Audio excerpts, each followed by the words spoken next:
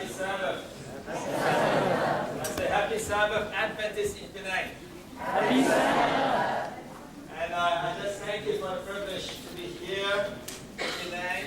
And thank you for the mission and the leadership of Penang Churches for the opportunity to be here. My name is Johnny Wong. I come from Melbourne, Australia. It's a blessing for me to conduct training for the last 8 days. And I just want to thank God for we see the talent that we have in our churches here today.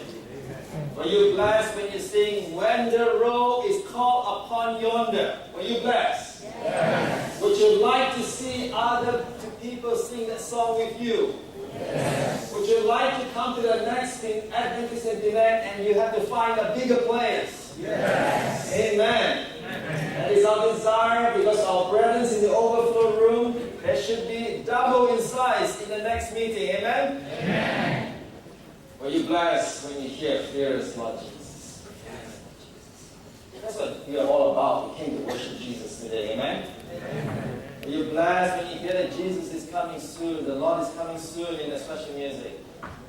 But yet while we wait for the Lord Jesus Christ, we know in Malay they say, "Dia hanya sejauh doa," means just a prayer away. Are we blessed that we have the Lord Jesus with us? My friends, as you turn your Bibles with me, we will look at a passage of our study today. But before we get into the exact passage, I want to come to the theme of our launch. John chapter 17. We have read verse 11 already. It is clear to us in verse 11 that we have a message for the world. But as usual, this is the Holy Word of God. I will not read before a time of prayer, shall we? Father, we open your word. You are words of life. You are fairest, Lord Jesus. We desire to come in your presence and worship today. We ask your Spirit to fill our thoughts and indwell in our hearts, that every word that is spoken will be tailored by the Holy Spirit, and no one will leave this place unattended by the Spirit. That Jesus be lifted up and that I be diminished. Let the message sound, not the messenger, Father. That your words be true. In Jesus' name. Amen. In John 17, verse 11, we have read that your name, those whom you have given to me, that they may be one as we are one. That we may be one as Jesus and the Father is one. And we meet in verse 21 that Jesus was not only just praying for his disciples, he was praying for his disciples and the people that they will meet this very day. Lord Jesus is looking upon us and he's thinking about us and he's thinking of the people that we're going to meet in Adventists in Penang. And here's the prayer that Jesus uttered for his disciples in verse 21. That they all may be one, as you, Father, are in me, and I in you, that they all also may be one in us, that the world may believe that you sent me. How would the world believe? How would Penang know? How would Penang believe that Jesus is sent? The only way Penang believe that Jesus is sent is that we are one with the Father. We are one with God. Read further with me in verse 22. And the glory which you gave me, I have given them, that they may be one, just as we are one. My friends, we want to be one with the Father. We want to be one with God. We want to be one with Jesus today. My friends, we want to be one with each other, so that the world may believe that Jesus is sent, that Penang will believe. But unfortunately, sometimes we are not one in our relationship with the Father, in our vertical relationship. And sometimes we are stuck. We are not one with Him because something is holding us back. Maybe it's our job, maybe it's our profession, maybe it's our family. We don't have this vertical relationship. How can the world believe? At times we want to be one together. The Bible says when we are one together, the world will believe. But there are things that keeps us apart in our brothers and sisters, in our families, in our churches. This thing that keeps us apart, gets us stuck in the rut that we're in. We seem to be in our little corner, little factions in the groups. how do we get unstuck that we may be one? How do we get unstuck that we may be vertically right with Jesus again? How do we get unstuck that we are not horizontally arguing with one another, that the whole Penang may believe that we are one and that Jesus may come soon? How will we do that? Today my study with you will take you to Luke chapter 23. Turn your Bible with me to Luke 23 as we discover how we get unstuck that we may be one. My title is Getting Unstuck that we are one. I hope you have your Bibles with me because you didn't come to hear the preacher. You came to read the Word of God, amen? Amen. If you have your Bible with you and you have your Bibles and your notes, please take some notes because like the Bereans, they would assess and see whether it's from the Bible. We as Adventists are people of the Word, amen? Amen. So we desire that we study this passage that we will go into the Word. In Luke chapter 23, we will study this chapter very quickly as an overview. And in Luke 23, you will see 5 people that are stuck. How many people? 5. Are you ready for the study? There will be 5 people that will study quickly today, but you will see an incredible expression of how God unstucks us from so that we may be one. Do you want to be unstuck that you may be one today? Let's turn our Bible to Luke 23. First, scan your eyes to verse. Bring your eyes down as you scan the Bible and come to verse 26. I'm reminded of a song that goes like this. Walking on the road to Jerusalem, the time has come to sacrifice again. My 2 small sons, Alexander and Nicholas, they walked beside me down the road. The reason that they came was to watch the lamb. When we reached the city, I knew something must be wrong. There were no joyful worship songs. There were no joyful worshippers. I stood there and my children in the midst of angry men.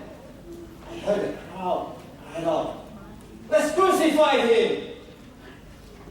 We tried to leave the city, but we could not get away. Forced to play in this drama, a part I did not want to play. Why upon this day were men condemned to die? Why were they standing right there where soon they would pass by? I look and I say, even now they come. The first one cried out for mercy and the people gave him none. The second was violent, he was arrogant and loud. I can still hear his angry voice screaming at the crowd. Then someone say, "That's Jesus." I scarce believe my eyes. A man so badly beaten, he hardly looked alive. Blood poured from his body, from the tops of his brow, running down the cross, falling to the ground. I watched his struggle and I watched him when he fell. The cross came down upon his back. The crowd began to yell. In a moment, I felt such agony. In that moment, I felt such loss. Till a Roman soldier grabbed my arm and screamed, "You carry the cross." In Luke 23, verse 26, we see the first person, Simon of Cyrene. This song describes Simon of Cyrene coming from a place called Cyrene, which is North Africa. 26 goes, "Now as they led him away, they laid hold of a certain man, Simon of Cyrene, who was coming from a country, and on him they laid the cross that he might bear it after Jesus." Simon of Cyrene, who is a non-Jew, came to Jerusalem because his 2 sons wanted to worship. With inspiration tells us that he was not inspired. He was not a worshiper, a believer at that day. But his 2 children were inspired to go to Jerusalem. And they dragged the father there. And he was dressed differently from the rest of the Jewish people. So when the soldiers were coming down the way, and they were dragging Jesus, and Jesus was struggling to carry the cross, we were told by inspiration that we should ponder on the final scenes of Jesus' life every day. And as he was coming down the road, Jesus fell. Blood poured down on his brow. Simon, the soldiers knew it was impossible for Jesus to carry the cross anymore. However, it was close to the Passover. They looked around and to see who they could grab. And they saw a man called Simon of Cyrene. He dressed differently from North Africa. He did not dress like a Jew. He didn't look like a believer that came to worship. They grabbed his arm, he tried to resist. They probably pulled a sword and said, "You carry the cross." No Jew could have carried the cross on that day because he was close to the Passover. He did not want to be unclean. The Romans knew and wanted to respect their tradition, so they grabbed Simon of Cyrene. Simon of Cyrene described the first man, the first person that is stuck beneath the cross.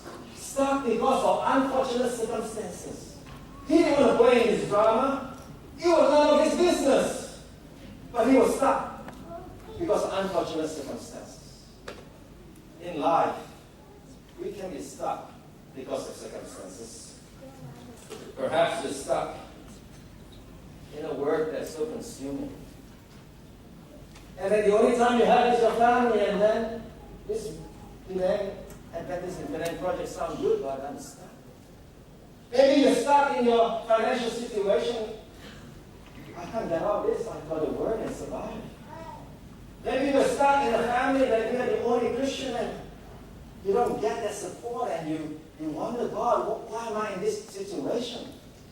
How can I get involved in this one in Penang when I'm still struggling to deal with my issue? Stuck because of circumstances. Simon of Cyrene did not want to play this game. Simon of Cyrene, Jesus didn't even speak to him. He carried the cross. And while he was carrying the cross, probably the blood of Jesus on the cross. Jesus uttered no words of encouragement to him. Not even in the passage of Scripture did he say thank you. Simon of Cyrene had silence. But Jesus was beside him. But Jesus was beside him. Perhaps you're stuck in circumstances and they sound like silence. You're not hearing anything. But Jesus is beside you today. You're not on your own in the circumstances. He knows what it's like to be in poverty. He knows what it's like to be stuck in circumstances. Jesus, our Lord, the fairest Lord Jesus, has been through that experience. Read with me further as we study the Scripture today. When you notice that Simon of Cyrene was carrying the cross, scanning your eyes to 27 to 31, you see Jesus was talking to the woman folk in Jerusalem. Jesus said to them, brothers of Jerusalem, do not weep for me, but weep for yourself and your children. Simon of Cyrene probably was saying, why are you having a conversation with people on the road? Why don't you talk to me? But Jesus had a message for him. Jesus' message was by his being disciple. Simon of Cyrene stuck beneath the cross. There's another person stuck in this passage. And before we go to that person, I want to share with you that at times when you're stuck, you need to know that Jesus is beside you. He may be so silent, but his words are still alive. Jesus spoke to the daughter of Jerusalem. His word is still real. Remind me of my friend Ratna. She graduated from Melbourne, Australia. She wanted to stay in Australia, but she was the only daughter. Her father was aging, her parents were aging, they're running a business in Jakarta. She was baptized as a Seventh-day Adventist in Melbourne. She had to go back to a Buddhist family, an unbelieving family, in the belief that she has found and the Lord Jesus that she loved. She returned to Jakarta. When she got to Jakarta, she was looking for a church so that she can be involved. But traffic jam is so bad in Jakarta. Traveling is so hard. There was no category in Jakarta. There was no active church in Jakarta. She went 1 year to one church, another year to another church, another year to another church. Her work was getting busier. The father was smoking. The father had some health problems. More and more demands were placed upon her. She said, I'm stuck. I want to serve, but I'm stuck. I have to run the family business. I want to be part of this project, but I'm stuck. I can't serve in church. And not only that, in Sabbath came, the music is blaring, the TV is running, the environment was not conducive for Sabbath. Rather, no Christian support, no caregiver, tried many churches, spent 2 years being on your own. God seemed to have been silent to her. She was asked by her parents, don't go to that church. You don't have support. Forget about that. That was just a Melbourne experience. You're here in Indonesia, face reality. This is life.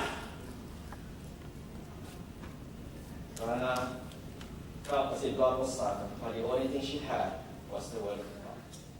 just read and pray that the Spirit of God will give us strength. I praise the Lord today. This lady, she has stood firm for her faith. This lady today has set up care groups in Indonesia and Jakarta. This lady today is a soul winner for the Lord Jesus Christ because she was unstuck by the Lord Jesus Christ.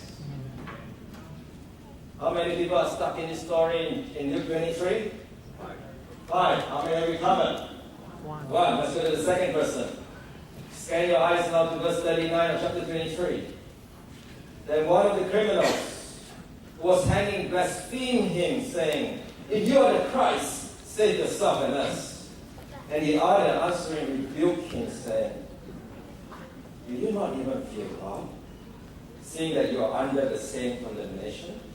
We indeed justly, for we receive the due reward of our deeds. But this man has done nothing wrong." The second person stuck on the cross was literally stuck there. He was the thief on the cross. He was stuck not beneath the cross, but beside the cross. This thief on the cross was stuck. He originally was a young man that grew up in Jerusalem. He had good family, probably brought up in believer's family. However, through wrong association, through bad associations, and evil association, he was not a hardened criminal, but through wrong association, he got involved in crime. He heard before about the name Jesus when he was young. He was converted before, he was convicted before, but he turned away because of the Pharisees and the Jews and the hypocrisies in the church.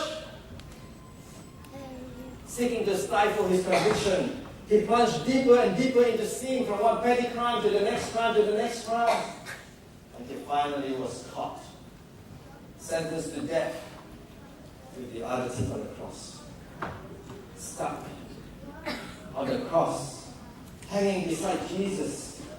And he was stuck there because of his past. Stuck there because of his guilt. Stuck there because of his broken relationships. Perhaps today, some of us can associate ourselves with the thief on the cross. We have some guilt that we still carry. Maybe that words that you've exchanged with your spouse that's been lingering on. Maybe words that you heard from fellow believers and Christians in church that should be more edifying, but it's not, it's cutting. And the words still ring true every time you see that face. Maybe it's some past actions that you've taken that nobody knows, but only you and God knows. And you stand up in front of church and you feel 99%, there's 1% that is an issue. Stuck with that guilt. Maybe there's physical relationship boundaries that have been broken. Maybe you're like this thief on the cross. I've heard Jesus teaching. The conviction is strong, but you try to stifle it with other things in entertainment and things that consume your time. Stuck beside the cross. My friends, man can exercise power over the human body of Jesus. Man can pierce Jesus. Man can strip him. Man can whip him. Man can spit on him. But they cannot take the power of forgiving from Jesus even at the cross. If you confess your sin, you're faithful and just to forgive you, to cleanse you from how many? All unrighteousness. Nothing that the Lord doesn't know of that guilt or that past. Nothing that the Lord doesn't know of that words that you have spoken. Nothing that the Lord has not known that is in the skeleton in your closet. Nothing that the Lord does not know that is that addiction that you only know. Stuck beside the cross. But my friends, we have good news today. Jesus said that though your sins may be as scarlet, they shall be what? White as snow. Do you believe it? This is not just cheap words on the Bible. These are words paid by the cross. There is power in His words today. This is not just cliches that we sing in songs in church while we're kindergarten till we go to youth youth and AY and becoming choir in churches. This is power in the words of Jesus. Do you believe it, brothers and sisters? Do you desire to be like that thief on the cross to say, brothers and sisters, I want to get unstuck today. Today is the day that we get unstuck and we may move forward in one.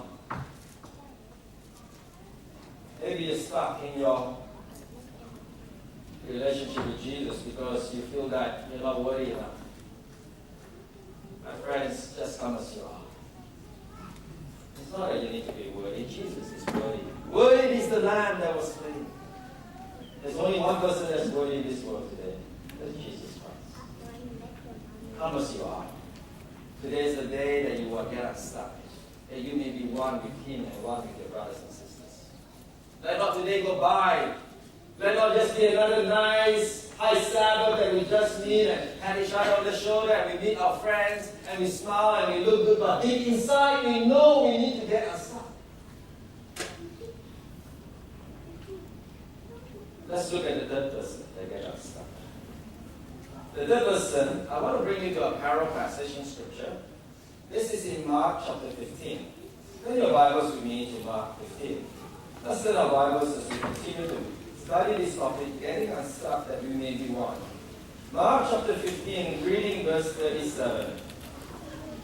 Mark 15, 37. Are you there yet? If you're there, say amen. Amen. Let's read the Bible, for it's the word that we came to hear. And Jesus cried out with a loud voice and breathed his last. Then the veil of the temple was torn in two from top to bottom.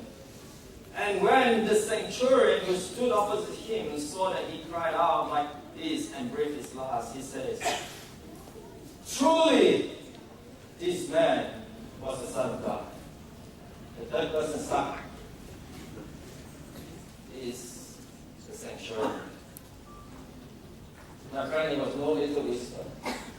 My brothers and sisters, he wasn't a silent comment in his mind. The Bible tells us that people were around him. The Bible tells us this Roman centurion saw everything.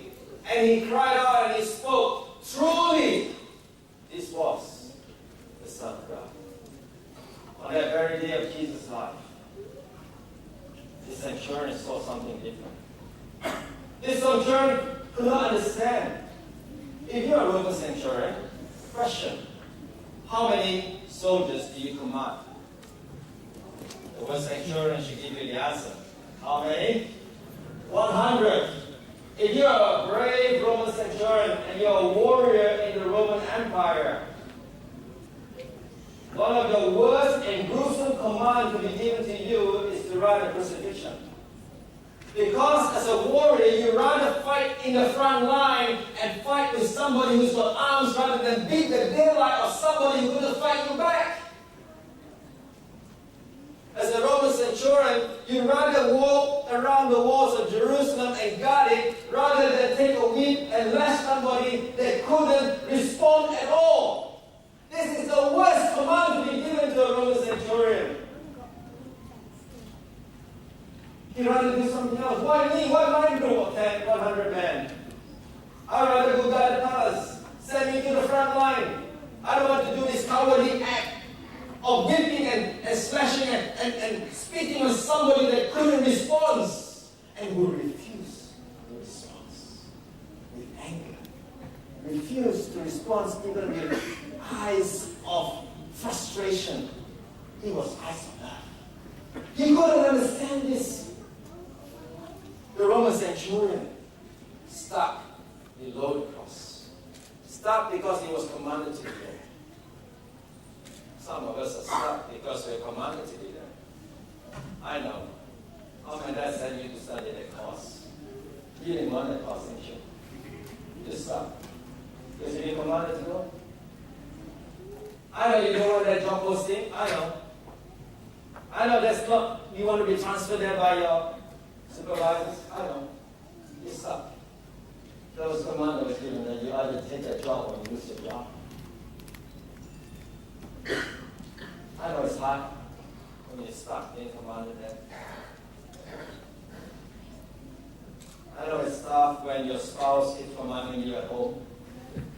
and you're stuck at home doing all the commands of the spouse, as a stuck.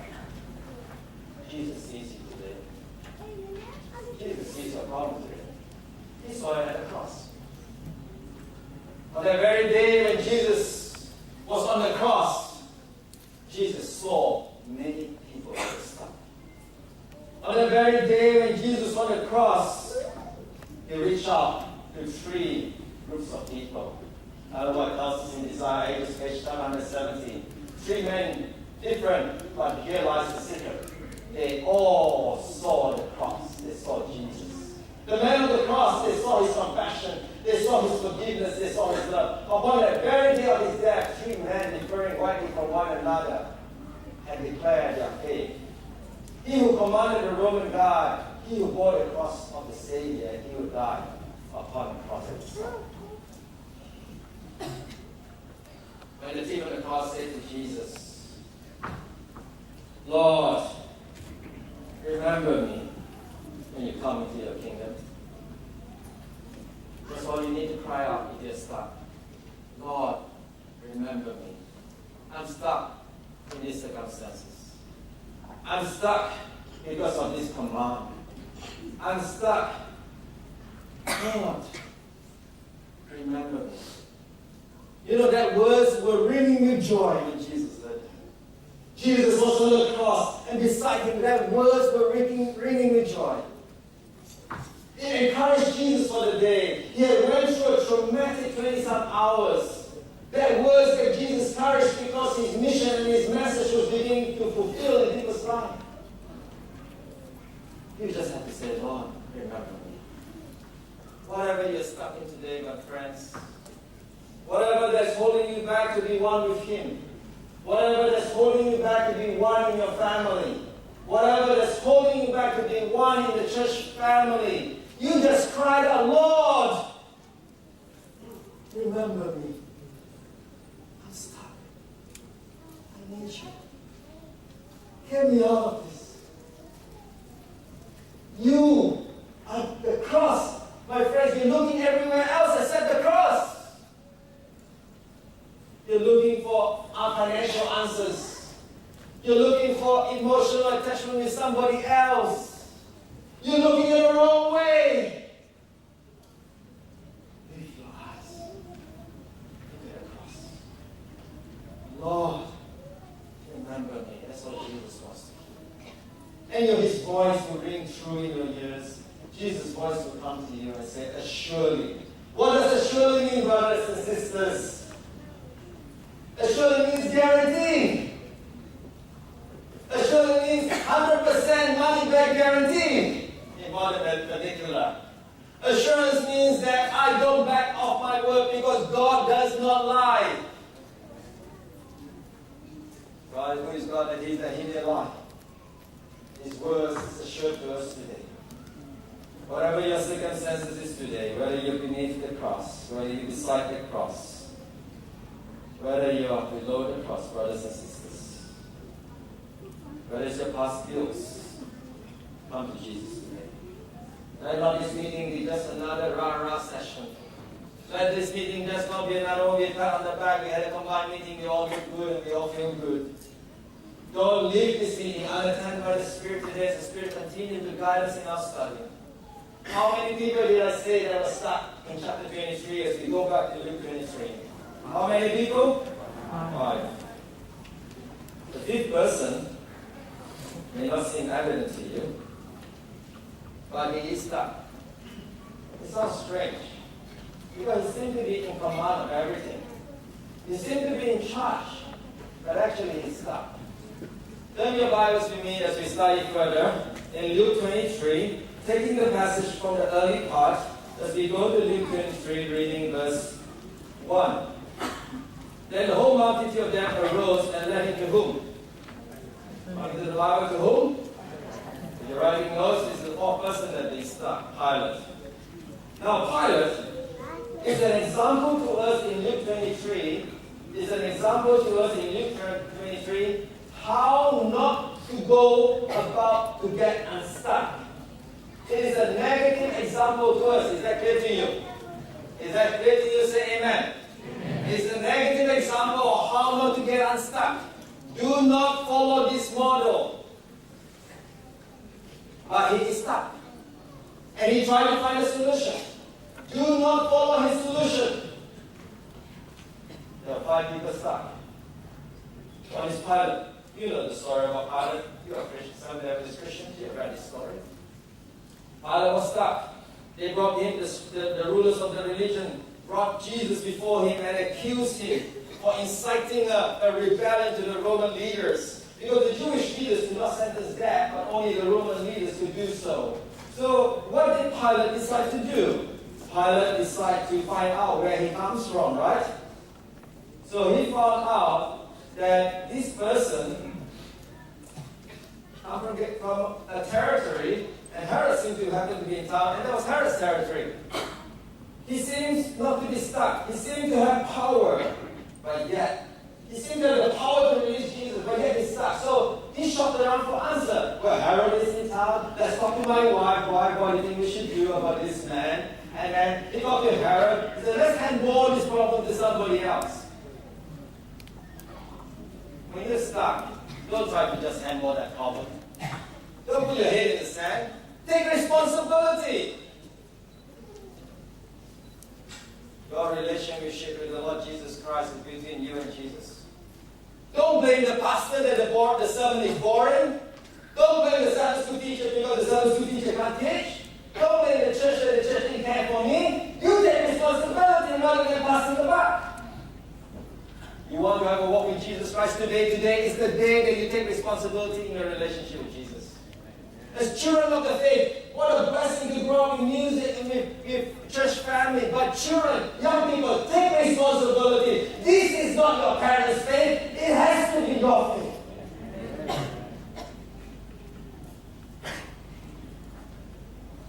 Don't be like Pilate, passing the buck. Pilate then shopped around for answer.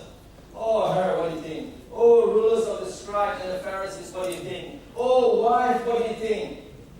Shopping around for answers. I've done people in my church always shopping around for answers. You know, this young person dating a non-Adventist, non-Christian even, talks to one elder, what do you think, huh? Goes to another elder, hey, what do you think? He's such a nice guy, you know. Hey, what do you think, huh? We actually coming to carry him down, you know. They call it evangelism dating. Is that such a thing? Although it's actually called evangelism dating. Pastor, hey, you know, I know this guy's such a quite nice guy. I know he's not a Christian, but you know, he seems interested. They ask me sometimes, come to counsel. They always ask me, if you are in my shoes, oh, I wish I get $10 for every time somebody accident. If you're in my shoes, you're passing the buck. Take responsibility. Study the word out. Study the principles out. And you make your own decisions. What is the principle in Scripture? What is the principle in Scripture for Pilate? Study the word of God. What was the principle? He was trying to pass the buck. He was trying to put his head in the sand. He was trying to sit around for answers. But what is the principle? Turn your Bibles to me in Luke chapter 23. What was the principle? Look at this. He said in verse 10, he goes on to say that Jesus has been accused, right? He's been accused. You go down and you study further. In verse 14, Pilate says, I found no fault in this man. Do you notice that?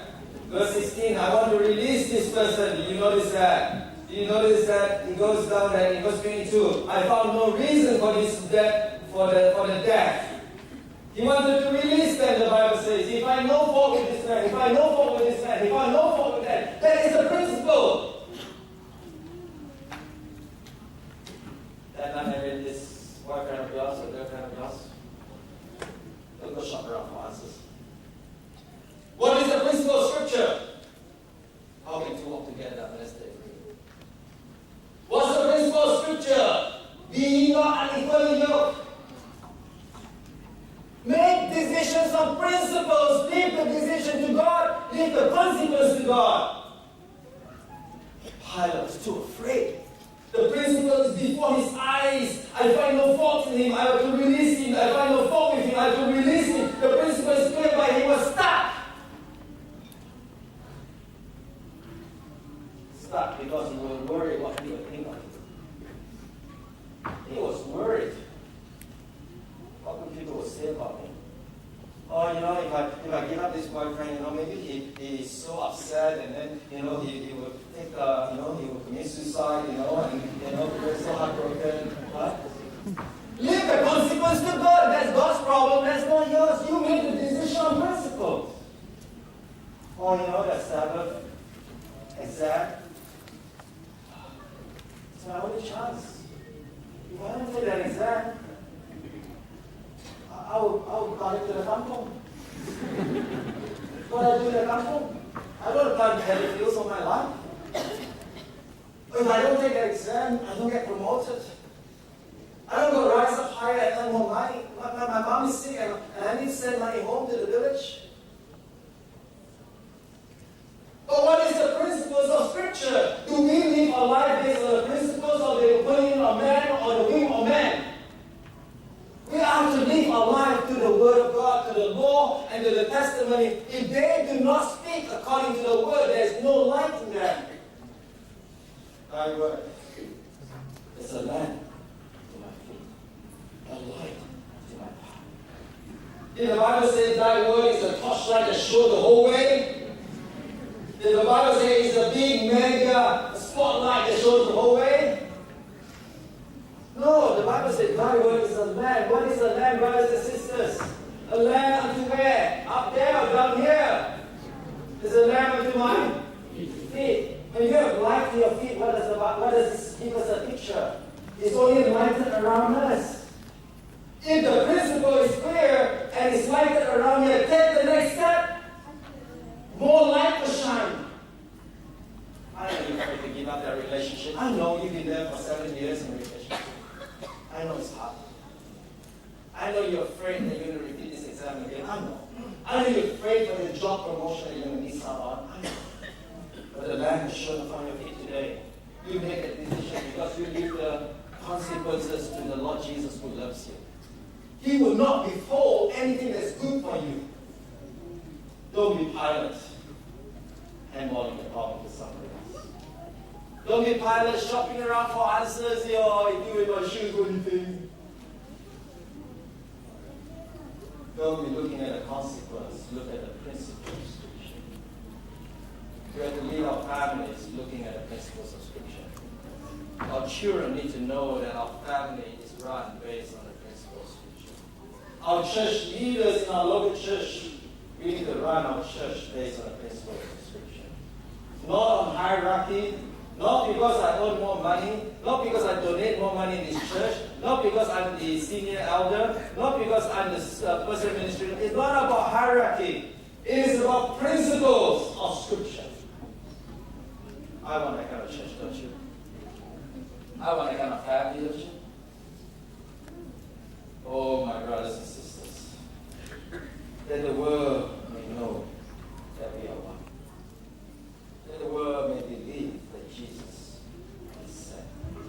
One in Penang desperately needs Bible-based principle from the Bible-led families and churches. Without that, we just have a dream. Without that, we just nice PowerPoint slides. We need the Holy Spirit to move in our lives, that we may be one with Him, that we may be one in our family again based on principles of Scripture. Brothers and sisters, you may be stuck due to unforeseen circumstances. You may be stuck because of your past guilt and your pain and suffering. You may be stuck because of your difficult life. I know. Being commanded there. But don't be like Pilate. Don't follow the ways of him. This passage tells us clearly that there's another solution. How many people have we covered so far, brothers and sisters? Let's go to our fifth person. The fifth person in chapter 23 is literally stuck on the cross. But yet, even though he's literally stuck on the cross, he's the freest man in the whole passage. He was not stuck by circumstances. He got unstuck not because of circumstances or guilt or pain. He died, died because of sin, because he had no sin. This man on the cross is Jesus, the fifth person that is totally free, even though man can nail him to the cross. Man can beat the devil out of him. Man can whip him, but they cannot unstuck his power to forgive. They cannot unstuck his relationship with the Father. They cannot unstuck with the words that he uttered as encouragement. Today, I only noticed in chapter 23, there were three things that were covered. There were three things that were covered when Jesus was on the cross. Notice with me what he said. Turn with me to verse 46 of chapter 23.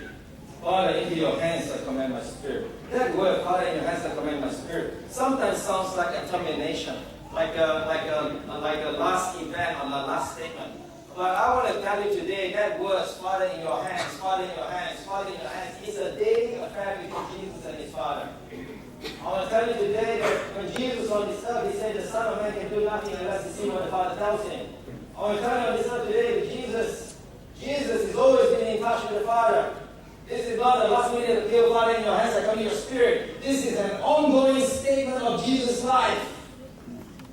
Did you get that? Is that clear? It's an ongoing statement of Jesus' life, of who he is, because he and the Father is one. Can we maybe? One. Is that where you are? You do what Pilate do, shopping around for answers for every human being in this world. Talk to God. Be one with the Father. Like Jesus did. Stuck on the cross, but is able to, after that word, into your hands. Are you putting your problems into Jesus' hands? Are you putting that relationship problem into Jesus' hands? Are you putting the job problem into Jesus' hands? Are you putting the family problems into Jesus' hands? Or are you looking everywhere else? Today I call upon you. I beg you, I plead with you, I beseech you, brethren, that you turn your eyes upon Jesus. And the things of this earth will grow strangely dim. In the light of his glory. In the light of his glory, not your glory, not man's glory, not even the pastor's glory or the elder's glory. In the light of Jesus' glory. You may behold him and be changed. You get stuck, hang on to the Father. Hang on to the Father. Number two, Jesus said, notice that in verse 30 of chapter 23. Jesus spoke a large portion of words from verse 28 to 31. It's very interesting. That last portion of words was none to the other four people that were stuck. Except one, which is the thief on the cross, which only wants to verse on the sea. But the largest portion of that whole chapter went to the daughters of Jerusalem. Did you notice that, brothers and sisters? I wish I had time to expound on this, but we don't have time today. But I just want you to notice one principle here. When Jesus was stuck, he quoted Hosea chapter 10. Did you notice that? He was literally stuck beneath the cross, and he couldn't carry the cross anymore. He was literally very weak and very beaten and very weak. But yet Jesus could turn and look at the daughters of Samaria and quote scripture. When you're stuck, you hang on to the Bible promises. You hang on by faith, because faith comes by hearing, hearing by the word of God. There is no shortage of Bible passage to support, no shortage of promises to help you where you're at. Brothers, do not come in strange, therefore a fiery furnace. Do not consider strange for all the suffering that's before you, the Bible says. The Bible says that if you're tempted, there is always a way of escape. The Bible says, I will never leave you nor forsake you. The Bible says, call upon me and I'll answer you and show you mighty things. The Bible says, if you abide in me and my words abide in you, I will answer what you ask. Do you believe it? When you're stuck, hang on to the promise of God for your family, for your relationship. Whatever crisis you're facing today, hang on to the promise, because by faith Jesus will deliver you. You come today with your struggles, that things are keeping you back from being one with him, feeling unworthy, Feeling like a hypocrite in church? Feeling like you are just going on the front and church is becoming like playing church? You yell and scream at the kids to rush into the car to come to church. And come on, get to church, we're late already. And you arrive to church and you say, oh, hello, how are you? It's so nice to see you. I'm sure I'm sick and tired of how you walk to you. You're stuck in the morning devotion. It's just a routine, isn't it? You've been told that by preachers you have to do it, but it's a bit boring, isn't it? The Lord Jesus knows today. He knows where you're at. He knows where I am. But Jesus said to me, you are strong and good courage. You are strong and good courage. Fear not. Jesus will lift you up today. Learn these words. Claim His promises. And finally, do you notice Jesus could give and utter the word of assurance to the thief of the cross? Jesus could tell the thief of the cross, assure you today. Assure you, I say to you today, you will see me in paradise. Jesus could minister, Jesus could serve, because he had a connection with the Father. He had the Word of God and the promise of God in his mind. Then the words will come out in service, the action, even though he can't act it out, but he can forgive the thief on the cross. He could save the Roman centurion. He could even save Simon of Cyrene. If Jesus could save when he's stuck on the cross, he can save you. Nothing that you have today will stop you from reaching you. God's hands is not short today. The work of God is not constrained at all today, even in Penang. You look at the things around you in Penang, you say it's too hard, I've been here for so long. Look at all the other religions, look at all the other churches, look at all the other materialism, look at all the fine. We look at all the negatives, but we don't make the promise of Scripture. Not by might, not by power, but by the Spirit. Are you hearing this? Is this clear? Not by might, not by power that this work will be accomplished. But this work can only accomplish if we get unstuck from our problems. My time is running short. I want to close with this story. My friend Lavina, she's a beautiful girl. University student, came from China and studied in Australia. When she came to study and did marketing in Australia, she had a bright future. Being the only child from home because of the one-child policy. Everything was poured upon her. All the commands of the family would go into study in Australia. Go and study a course that allows you a permanent residency. Go and get a job in Australia that we as parents will be all we can come. All the expectation was placed before on the shoulder of this young lady. She graduated at 23 years old. Went to a doctor's appointment. She called Tina, my wife.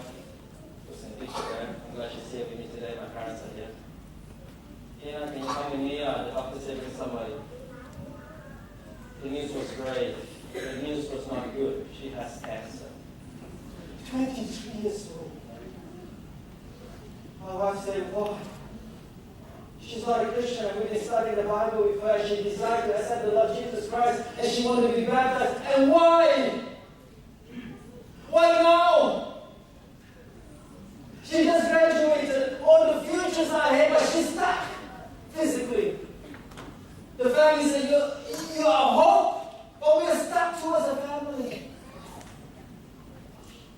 Why? Lord, why? We prayed for her. She's like our daughter.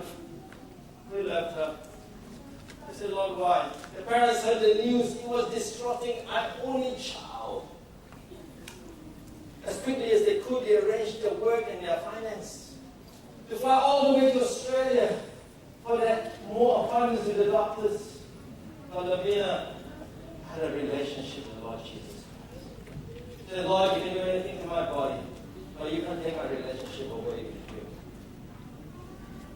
She hung on to the promises of God. She hung on to the words of God. She said, there is promises for me, there's deliverance for me. She She afterwards her compliment, she called her care group who's praying for her. Her care group, every single care group friend cried for her, but she's still strong. She said, I'm hanging on to the words of God today. I'm hanging to the promises of Jesus because I am stuck. I can't have a career now. When people graduate, they should be looking for a job. I'm going to hospitals. When I graduate, I'm stuck because I don't even have public resident potential anymore. I'm stuck. My family is upset. They spent all the money. I'm stuck. This girl hang on to the Lord Jesus. This girl, she hang on to the Word of God. This girl, she uttered words of encouragement to others. People never came. The parents came. The parents came to see her. The mother stayed on. When the parents came, she said to her father, who works for the army in China, a high-ranking officer, who was shocked. He said, "This is the kind of God treat you? That kind of God that you have? You want to be a Christian? What nonsense is that?" She's stuck by even comments, by disappointments. The father could not believe it. But the father saw her. His atheist father saw her. But yet to see a person of courage, 23 years old, a person of courage because she has Jesus. She has the word of Jesus. She had courage. She went through chemotherapy. It was heartbreaking for us. She said in our hearts. We saw her lose her hair, even her eyebrows, hair. We saw her deteriorate and become weaker and weaker. It was heartbreaking, brothers and sisters. We asked the Lord, why? Why do we put this girl who has all the brightest potential to be stuck in this situation? We prayed for her. We asked for courage for ourselves as well. Her care group prayed for her. Her care group pleaded to the Lord. They claimed the promises of Scripture that the prayer of the righteous avail much, brothers and sisters. In James chapter 4 and 5, the Bible said, the prayer of the righteous avail much. My time is running up. I want to tell you. This young girl today got baptized. She said, I'm going to stand for Jesus, even though my parents don't understand. On the very day when the parents came to Australia, there was a baptism for her. She accepted the Lord Jesus Christ. Amen? She not only accepted the Lord Jesus Christ, she began to witness to her parents about her faith. She began to strengthen her faith. She went through prayer, recovery, we anointed her. We asked the Lord's hands to be upon her. Today, this young girl is married today. A year ago today, almost A1, we went to her wedding. Her father said to us, 4 years later, I cannot believe I'm standing here in the wedding. She was stuck 4 years ago. Only by the grace of God that she's unstuck today. Today, Lavina is a young professional in China. Today, Lavina is a young professional teaching English in China, lecturing in colleges. Today, this young lady is putting Bibles in colleges and libraries where she teaches. Today, this young person is inviting people to church. Today, this young person is running a tent group in China. Today, this young person is a missionary for Jesus because Jesus has stuck this person. Amen. Jesus has stuck this person. Today, Jesus wants to unstuck you. Nothing is too great for our God. Nothing is too great for our God. Today, Jesus wants you to respond to this message. We do not come here just to hear the voice of man. We come here to respond to the Spirit as the Spirit speaks to us. I will make three simple appeals. I will not drag it out because our time is short. But I want you to respond as the Spirit speaks to you today. Today, you're not responding to me. You're responding to what Jesus has spoken to you today. Maybe you're starting a relationship with God. This is my first deal. You're starting a relationship with God, wanting devotion and become a ritual rather than a delight. Today you're stuck because you don't have a walk with Jesus. You have the form of godliness by denying the power thereof. Today you want to make it right. You want to recommit to Jesus. You want to say, Jesus, I don't have a walk with you. I want to have a very good relationship with you. I don't want to play church anymore. I'm sick and tired to become a 7-day only Christian. I want to be an everyday Adventist Christian. If that is you today, it's not a general appeal. This is an appeal that is in your heart and the Spirit of God is speaking to you. Today, that's your appeal that you want to restore your relationship with Jesus. And you understand and vertically correct with Jesus today, and you're recommit to Him and fixing that problem. You walked away, you know that. If that's you today, stand. Stand today, not because for me, but because of Jesus. Don't look at anyone else. As you close your eyes and pray about this request, if that's you, stand today. It's not about anyone else. Whatever you're stuck in, whether it's circumstances or commands or whether it's your guilt or your pain, don't stand because everyone, but it's you. Today Jesus calls upon you. You want to make it right. We want to go into this project with our hearts attuned and aligned with Jesus Christ. Amen? That is our desire. We don't want our family to think that we are hypocrites. We want our churches to know that we are leaders that are godly and spiritual, because our homes are godly and spiritual. This is the second appeal. You're stuck because you have some broken relationship with brothers and sisters. It's been painful over these years. You're stuck because that word still ringing in your ear. It could be in your family, that relationship is broken. It could be in a church family. You know what it is.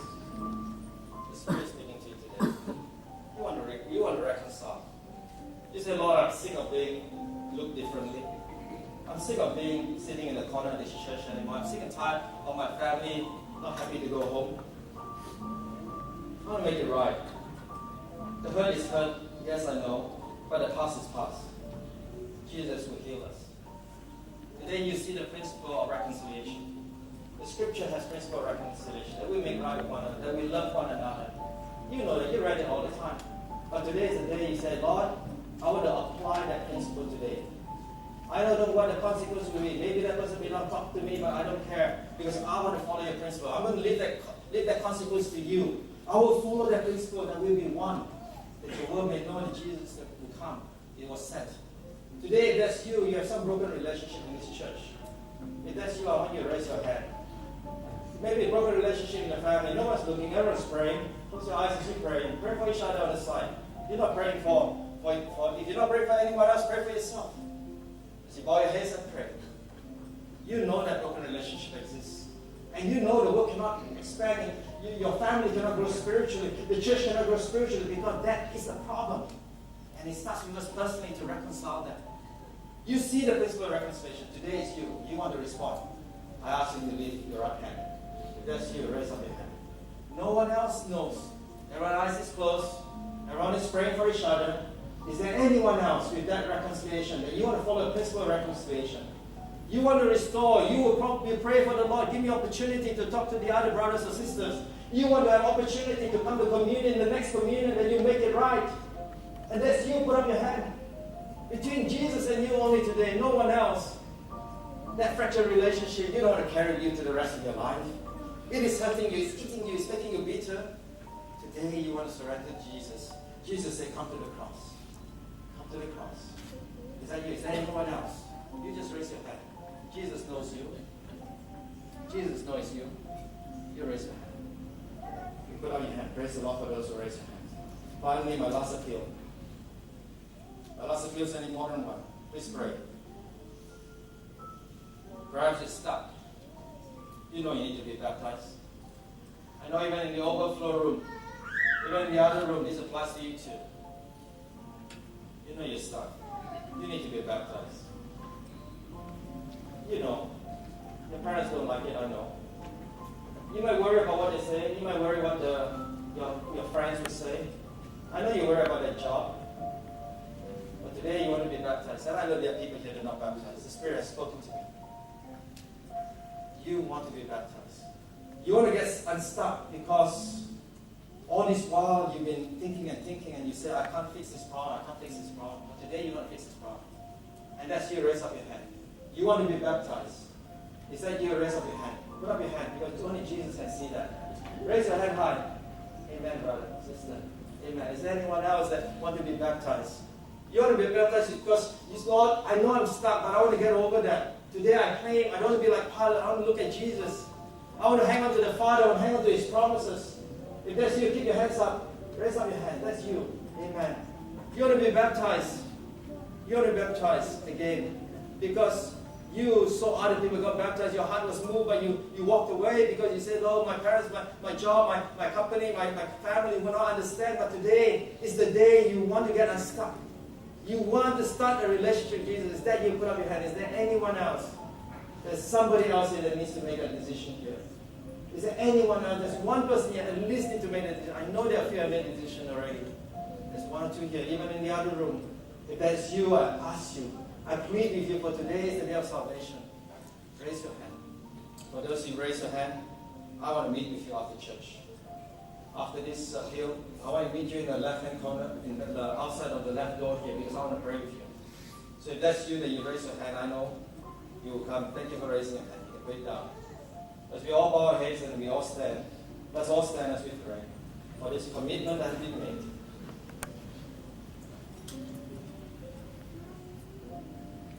Heavenly Father, Lord Jesus, merciful God, compassionate Savior, forgiving, loving Father, we've been stuck before, but today we see Jesus on the cross. Today we see His love towards us. Today we see His sacrifice for us. Today we see the power of His Word. Today we have the Spirit in our hearts. And I praise you for my brothers who have stood up to make, and sisters who have stood up to make a decision for recommitment. That they will not play church from here on. They will not play family even. They will have good family life and family devotion. That they will have good church life and good church relationships. They want to make right their walk with you, Father. I praise you for that. May you just seal that decision. May you just fill their hearts and their mind that on this day of May 4th, they made that decision to go forth for you with power. Not just having a form, but have the power of the Spirit. Father, I know that some have made decisions concerning some things that needs to be reconciled. I'm not saying that they're going to be fixed at tomorrow or today, but I know they made commitment now that they will pray that you open opportunity for reconciliation on both sides. Today they are praying that prayer, Lord, open opportunity for reconciliation in the next few days and next few weeks. Maybe at the next communion service. Lord, pray for that opportunity that you will soften my heart, humble me, that I will not be like Pilate and be proud and arrogant, but I'll be humbled by Jesus to say sorry. Father, you want your church to grow again, but it can't because people are broken. Lord, so heal us, fix us, Father. You have healed my friend Lavina. You have raised her up to be a mighty missionary in China today because of your power. Lord, there are friends here that have made a decision for baptism. Maybe they come back to you. Maybe they have been stuck before. They have walked away or they have not made a decision ever before. And I thank you for those decisions. I thank you because they made a decision with you and you will now pour your Spirit upon them. You will touch their lives and you will seal that decision, that they will find and help will come around them to help them to make that decision and to guide them through that preparation. That is my desire. That is our desire, as God's people say, as we pray in Jesus' name. Amen.